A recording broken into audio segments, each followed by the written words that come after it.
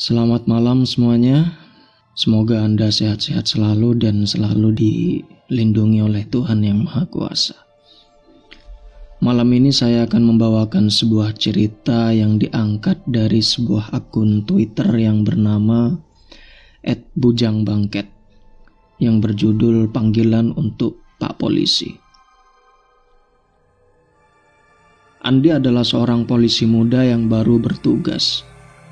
Dan dia harus berurusan dengan hal-hal mistis.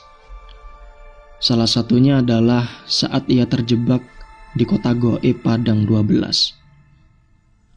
Pada tahun 2010, Andi pertama kali ditugaskan sebagai polisi. Penempatannya di Kabupaten Ketapang, Kalimantan Barat. Kabupaten ini dikenal sebagai asal orang-orang sakti. Andi punya seorang teman namanya Suryo. Dia ini teman Andi kalau patroli. Jadi walau kantornya di kota, mereka biasanya patroli ke berbagai kampung. Di sana kampung-kampung cukup berjauhan. Jalan yang jelek juga jadi hambatan. Tak jarang mereka berpatroli sampai malam. Mereka juga mulai terbiasa melalui jalan menembus hutan, melalui perkebunan, hingga beberapa kali tersesat karena lokasinya diantah-berantah. Dan kabar tentang kota Goib di Padang 12 ini adalah sudah rahasia umum. Di balik area luas yang ditutupi pasir putih itu, kabarnya berdiri sebuah kota Goib megah yang dihuni oleh orang-orang limun. Ada juga yang menyebutnya dengan orang-orang kebenaran. Isu yang beredar bahwa pernah ada pengiriman satu kapal penuh mobil mewah ke Kabupaten Ketapang. Namun tak satu pun mobil itu ada di jalanan Ketapang. Orang-orang bilang itu milik orang-orang di Padang 12. Dan karena Andi tak peduli hal-hal mistis, dia tak pernah mendengar cerita tentang Padang 12 ini. Hingga suatu malam, mereka berpatroli melewati area ini. Dan ini adalah awal mulai kisah ia tersesat di kota itu. Jadi malam itu Andi dan Suryo pulang patroli dari kampung-kampung sekitaran Ketapang.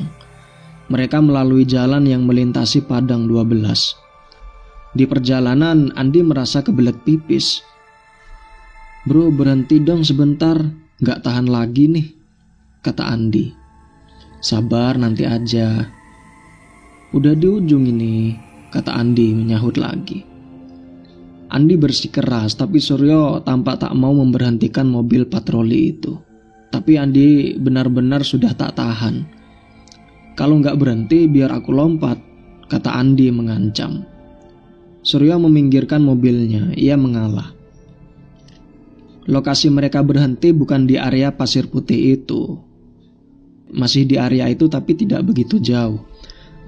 Andi berjalan sedikit jauh ke arah semak-semak dan ia membelakangi mobil patroli. Saat Andi buang air kecil, tiba-tiba suara mobil perlahan hilang. Ia berpikir kalau Suryo mematikan mesin.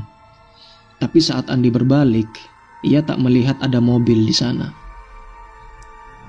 "Sialan, kemana perginya Suryo?" kata Andi. Lalu Andi menyerukan nama Suryo berkali-kali tapi tidak ada yang menyahut. Andi berjalan ke arah jalan dan di situ hanya lengang. Di sekitarnya hanya gelap. Lalu Andi mengeluarkan handphonenya. Mungkin Suryo lupa atau sesuatu terjadi pada Suryo. Tapi tak ada sinyal. Sama sekali tak ada sinyal. Andi terjebak di tempat itu, di tempat antah berantah. Yang Andi pikirkan adalah bagaimana ia bertahan sampai besok. Ketika hari terang, ia berencana akan mencari jalan pulang. Ia berharap menemukan gubuk untuk istirahat melepas penat. Langit malam itu sangat cerah. Bulan purnama jelas tak tertutupi awan. Andi menemukan sebuah jalan setapak. Jangan-jangan ini mengarah ke rumah orang, pikirnya. Maka ia terus berjalan mengikuti jalan tersebut. Jalan tersebut tampak lapang dengan pepohonan rindang di kanan kiri. Suasana juga sangat sepi, tak ada suara burung atau jangkrik. Alam seperti sedang di silent, tapi Andi tak terlalu memikirkan.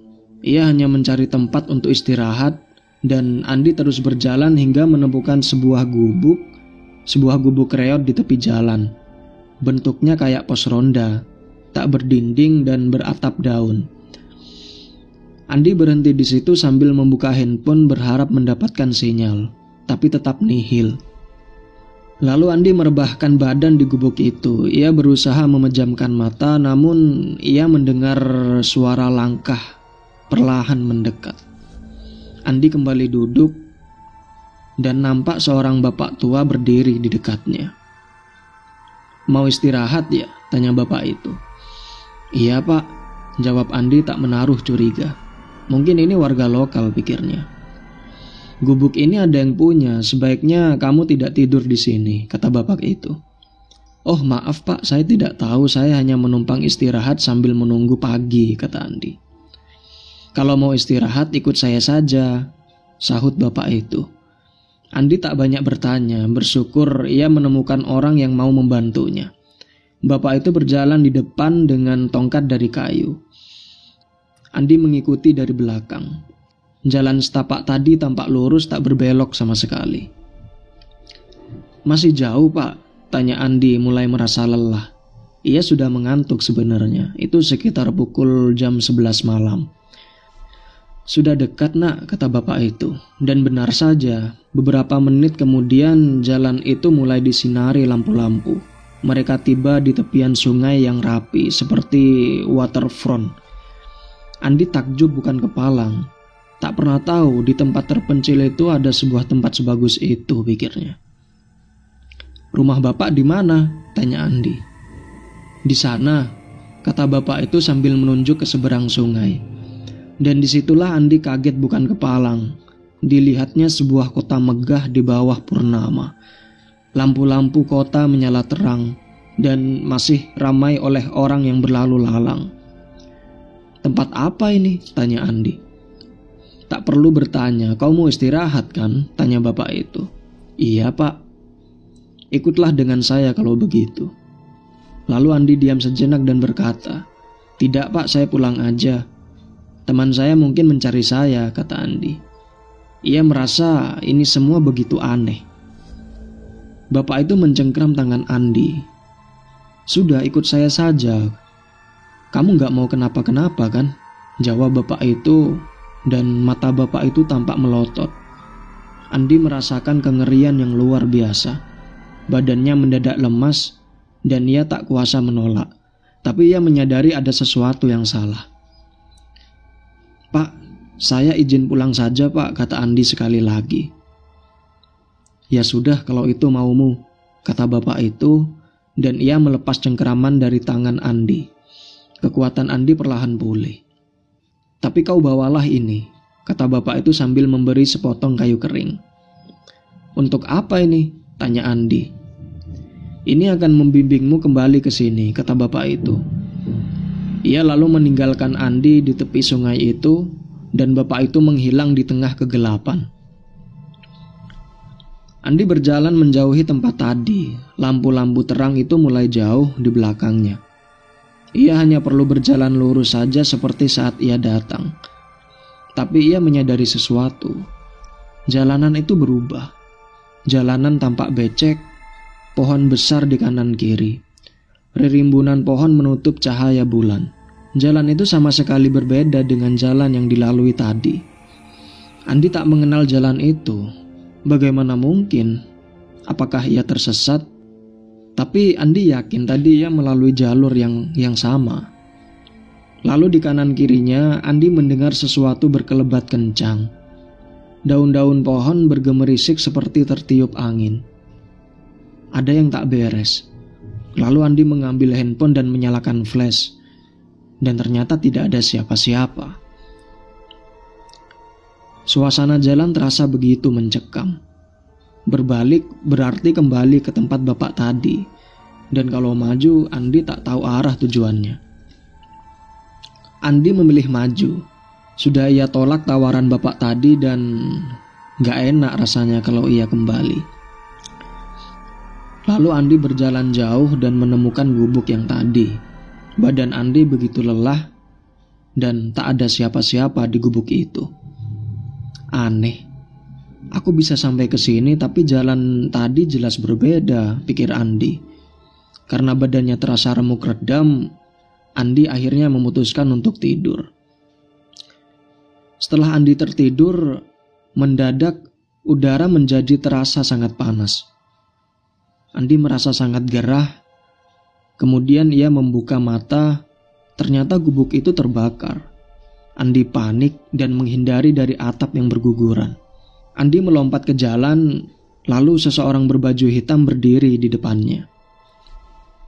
"Kenapa kau kemari?" tanya sosok itu. Matanya merah menyala. Andi hanya diam, dia masih terkejut, tidak menjawab. "Kenapa kamu kemari?" tanyanya sekali lagi.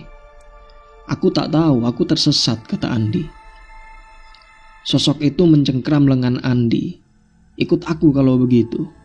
Ia lalu menarik tangan Andi, tapi Andi berusaha melawan. Terdengar tawa di sekitarnya. Dari balik rerimbunan berpuluh-puluh sosok pendek keluar.